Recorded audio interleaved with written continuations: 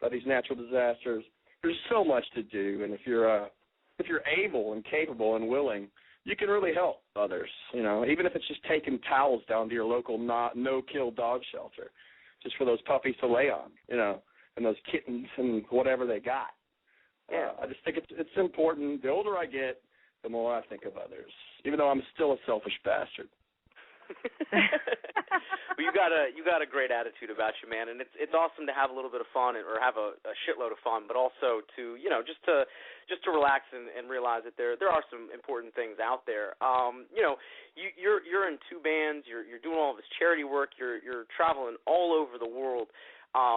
What advice would you give to a young band that has members playing in multiple bands? And these guys, obviously, you're not necessarily trying to make ends meet like a really small indie band, but I've worked with a bunch of bands, and they talk about being in other bands and things like that. What advice would you give young people to pursue multiple genres? Oh, my standard answer before, when I was an immature asshole, was my advice to you is to go back to school and get a degree, because this ain't for you. But even on, for example, on our UK tour, we had 2 bands. One of them was definitely signed, Buffalo Summer and IMI. And the IMI singer was in Dragon Force. Dragon Force was huge. Oh, yeah, huge band. ZP, fucking cool dude. Great singer. I met them. And wow. they're opening for us on this UK leg. And, I made friends with them. They're younger guys. And, they're like, oh, it's great touring this little thing, and it's going to suck going back to the day jobs on next week. And I was like, you're fucking kidding. You got a day job? And he's like, oh, yeah. So even if you're signed, people don't care. And it's a what do you got for me now mentality, and they're not giving any money away to these bands. It's a struggle. So my advice, if you're hell-bent on being a musician, is just don't give up, because things are going to get worse before they get better, and just try and hone your craft. And when you do get in front of somebody, be really good, Thank you, man. That's awesome. I hope a lot of people were listening to that. That's great advice. And we have a couple of callers. Would you mind talking to a few people? Sure. I love people. Okay. Area code 916, you're live on the air. Hi, this is Michelle Janae. How are you doing, Johnny, Pam, and Mike? Hey, Michelle. Hey, Michelle. Good, Michelle. Where's the 916 out of? 916 is Sacramento, California. Cali. Cali, that's right. Corona? I was in Corona on Friday. Is that far? No, well, that was down south. We're up northeast of San Francisco a little bit. Oh, beautiful area. You must be rich. Well, in my head, I am. Me too. In my head, I'm rolling around in the dough. But right, I'm looking at my $8 bottle of wine here, and I know it ain't so. Well, great. I have a really quick question. I'm about ready to head out the door and hop on the back of my honey's red Kawasaki. But I have an online show called Digital Eye Contact, and a lot of times we focus on musicians and the Internet. So I wanted to hear from you how the Internet helps musicians now, how it's helped you, because obviously it's changed a lot since you got started in music, and what artists can do to take advantage of it. Well, anything and everything, really. I mean, it's a wide open circus out there, from just having cheap access to be able to record your ideas, and also in order to, for free, release it to the world. Getting people to pay attention is hard. The attention, like I said, the attention span of people it's just so small. And but many huge artists of today owe their entire careers to the Internet. And again, it's just luck, but it's a tool. It's a tool to be used. I use social media, and gosh, there were the cell phones that came out when Skid Row first came out. They were the size of coffins, and they still put quarters in machines in order to call. Well, that's all changed, and trying to learn how to use it is a process for us. Some of the younger guys and girls have got it down better than us. We're trying to play catch up.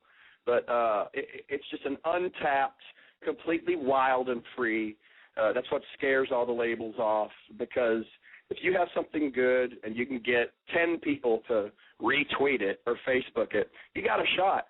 So I just think it's a huge deal for anyone creative, whether you're writing a book or you're trying to sell some painting you did in watercolor from shit you bought at Michael's in your living room. If it's good and it's art, you got a shot. So I think the internet's a huge thing. And good luck, and I hope I didn't make you late for your shit. No. Absolutely not. Well, thank you, Johnny. It's a pleasure. I'm really enjoying your interview, Pam, and you're rocking it. Johnny, you're a riot. Thanks for having me on. Yeah. Thanks, Michelle. Have a good night. You too. Okay. Next caller. Where'd she say she was going? Where'd she say she was going? Is it like prom night or something? She's going. Where's she going, on a date? She's just hopping on the back of a motorcycle and taking off somewhere in Northern California, and that could mean anything. So I know there's a man, there's a woman, and a motorcycle, and whatever else happens, you can write a song about it, maybe. Right? Yeah, that one's been written. But God bless you for calling in. Okay, area code 619. You're live on the air. Is that me? You're 619. Yep, it's you. I hear you. Where's 619? Hi, it's me, 619. I keep forgetting that my cell phone is different than my home phone. In San Diego, California. How are you? Pam, you guys have a large California listenership, eh? It looks like it today. Oh, hey, where are you from, eh? I'm from down south, eh? No. What's up? So one of those are you in things. 619 San Diego? But so where are you from? Oh well, I'm from Michigan originally.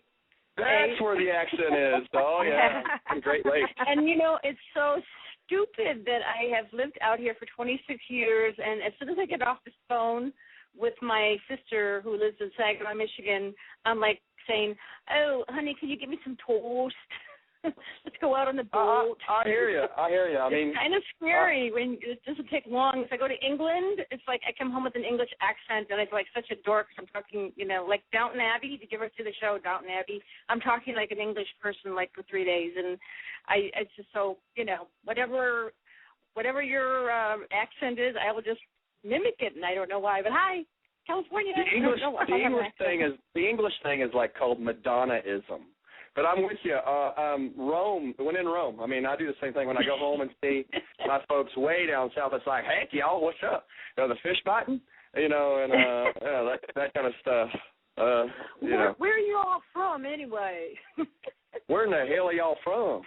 So I hear you on. Well, that was a question, Johnny. That was my question. Where are you all from? Oh, I'm from the South. I'm from the South. Well, it's a big country, sweetheart. Okay, well, all right. Well, if you go any further south from where I'm from, you're in Mexico. That's south. Okay, you're in Mexico. Texas. That's south. So you don't live in the Florida Keys for sure. No. It's too hot there. I'm just from Texas. It's much more mild there. It's hot as fuck. And I'm in Georgia now, but it's pretty mild, actually, the weather. Because it was cold in England and Czech. I mean, it was cold. Leather jacket cold. Yeah. Well, I was listening to some of your YouTube stuff. It's kind of funny. It's like, I see Johnny the cowboy man, and then I see Johnny the kind of heavy metal rockin', Skid Row dude. I'm not like, what's your favorite thing? Oh, all of it. If I had to choose one or the other, I don't know what I'd do. I'd have to get a job, I guess. That's what's great about my life now is that I don't have to choose. I can do whatever I want, and if they don't like it, it's okay. But you can't pretend to be something you're not. And I'm a dude from the South that happens to be in a band that originated in New Jersey. I mean, in New Jersey, there's 3 huge things in rock. There's Bruce Springsteen, there's Bon Jovi, and there's Skid Row. And then, so whenever I hooked up with them, being, at the time I was living in Dallas, Texas.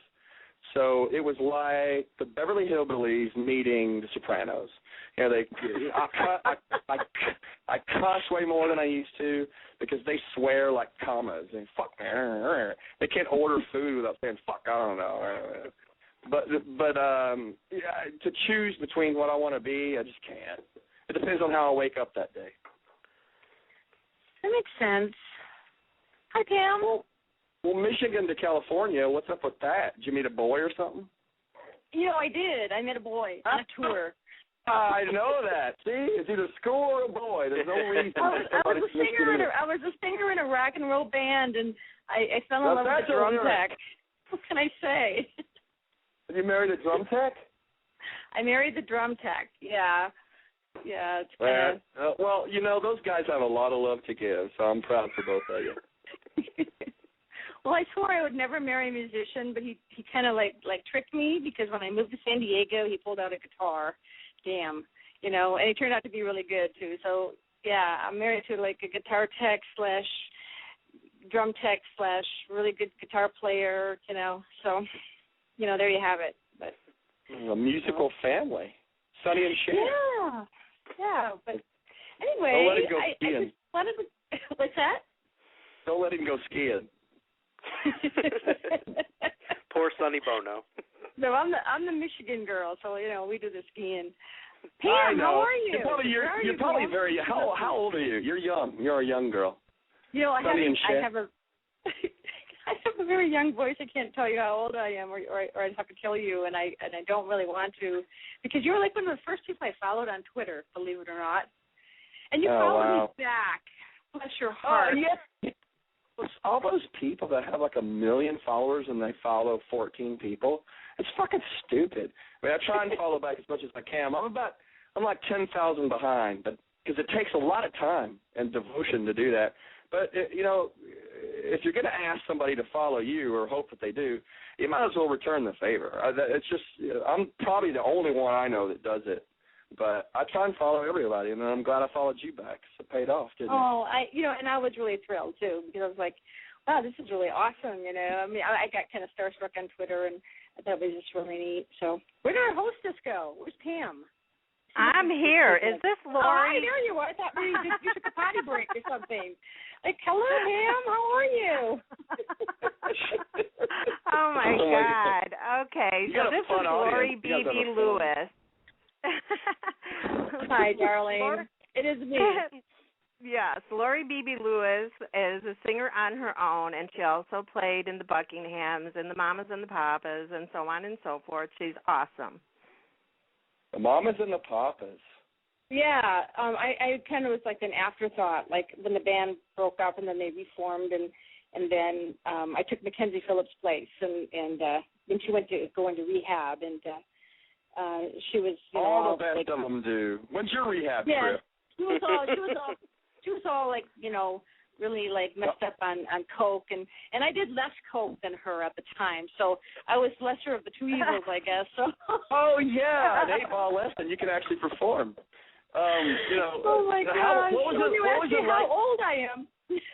What? Who cares what I say?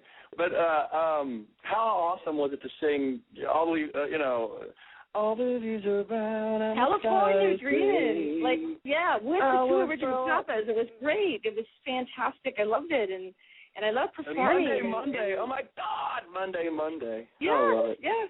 I mean, it was great. And of course, they were way my senior. I was, quite much younger than them because I came in, the second band, with Denny and John, the original guys.